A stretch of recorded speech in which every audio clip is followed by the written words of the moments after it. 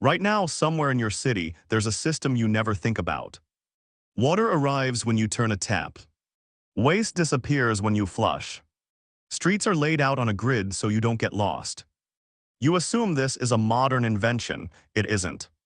4,000 years ago, a civilization had all of this already.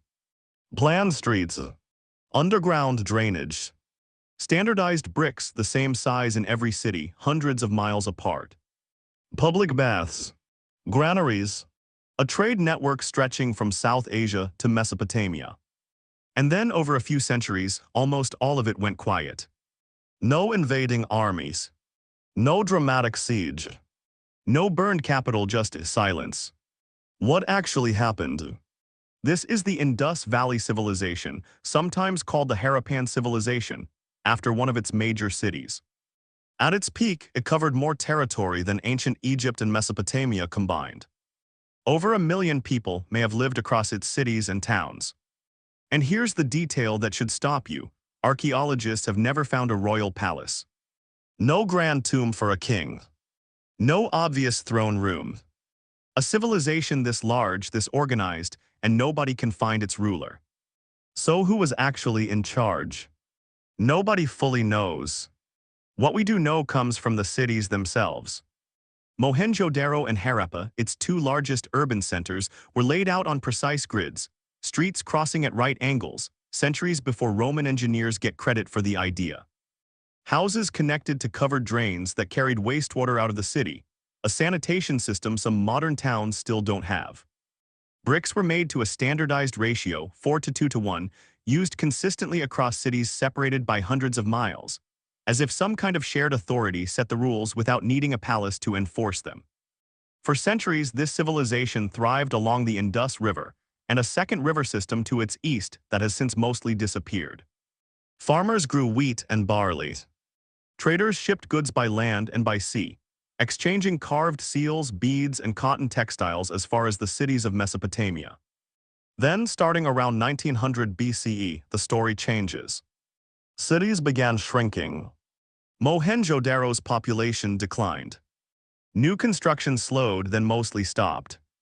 People appear to have moved east, away from the Indus, towards smaller settlements. Within a few centuries, the great cities that once rivaled anything in the ancient world were largely abandoned.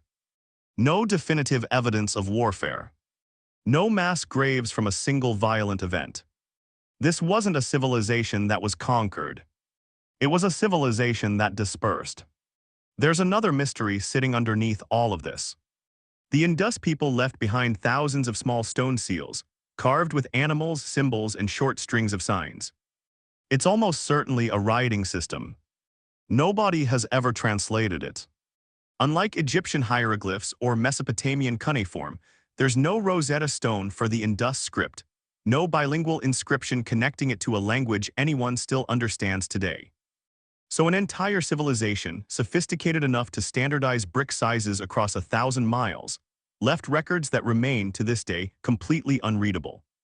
Whatever explanation they might have had for their own decline, if they wrote one down at all, is sitting right there in front of researchers, and nobody can read it. For a long time, historians reached for the simplest explanation: invasion. The idea that a group called the Aryans swept in and destroyed the cities was the dominant theory for much of the 20th century. But archaeology never actually backed that up. There's no layer of destruction across the sites consistent with a violent conquest, no widespread evidence of the kind of warfare that theory required. Something else was going on. Geologist Liviu Gheasan at Woods Hole Oceanographic Institution led a study published in 2012 that offered a very different answer, one written into the sediment of the land itself. His team traced the ancient courses of the region's rivers and found that the monsoon patterns feeding the Indus system had weakened dramatically over the centuries. The civilization declined. Less monsoon rain meant less river flow. Less river flow meant the agriculture this entire civilization depended on became steadily less reliable. Around the same time, archaeologist Cameron Petrie at the University of Cambridge studied how Indus farming communities responded to this shifting climate. His research found that as the larger rivers weakened, people didn't simply collapse. They adapted, shifting toward crops that needed less water and could be grown on a smaller scale. But that kind of farming supports smaller, more scattered populations. It doesn't support massive cities with centralized granaries and standardized bricks. The very system that made the Indus civilization so impressive may have been exactly what made it fragile, when the climate it depended on changed underneath it. Here's what's strange, though. Unlike so many ancient collapses, there's little evidence of catastrophic violence tearing this civilization apart. Bioarchaeologist Gwen Robbins-Shug, who has studied skeletal remains from late-period Harappan sites, found signs of increased disease and some interpersonal violence in the civilization's final phase, but nothing on the scale of the mass destruction older theories once assumed. This wasn't a society wiped out in a single catastrophe. It was a society that slowly ran out of the conditions that had allowed it to exist in its original form and adjusted accordingly. Think about what that actually means. The Indus Valley civilization didn't fail because it was weak. It had sanitation systems some modern cities still lack. It had trade networks stretching 1,000 miles. It had a level of standardization across enormous distances that suggests real coordination, even without a single visible ruler holding it together. And none of that mattered when the climate underneath it shifted. Complexity and sophistication were not enough to guarantee permanence. This is where it gets uncomfortable for you in the present. Your own cities depend on systems just as invisible and just as fragile as an ancient river's monsoon pattern. Power grids, water treatment, global supply chains moving food across oceans on a tight schedule. You don't think about any of it until it doesn't work.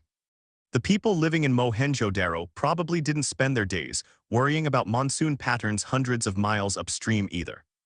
Why would they? The rivers had always come. Until slowly they didn't. There's a particular kind of danger in a system that works perfectly for generations. It stops looking like a system at all. It starts looking like a permanent fact of the world, the same way your own tap water, your own supply chains, your own electrical grid quietly disappear into the background of daily life. The Indus cities were built by people who had never personally seen the rivers fail. Neither had their parents. Neither had their grandparents. By the time the change was undeniable, it wasn't a single crisis to respond to. It was a slow drift nobody alive had a memory of preparing for. So what actually happened to the Indus Valley civilization? Not an invasion. Not a single catastrophe. A gradual unraveling as a highly organized, tightly coordinated system met a slow environmental shift it had no way to reverse. People didn't vanish. They moved, adapted, and rebuilt smaller, more scattered versions of the life they'd known. The cities emptied not because people gave up, but because the specific conditions that had made those cities possible simply stopped holding up their end of the arrangement. Right now, somewhere in your city, there's a system you never think about. Water arrives when you turn a tap. It has for your entire life. So did the river for the people of the Indus Valley for about 2,000 years. Until one slow century at a time, it didn't.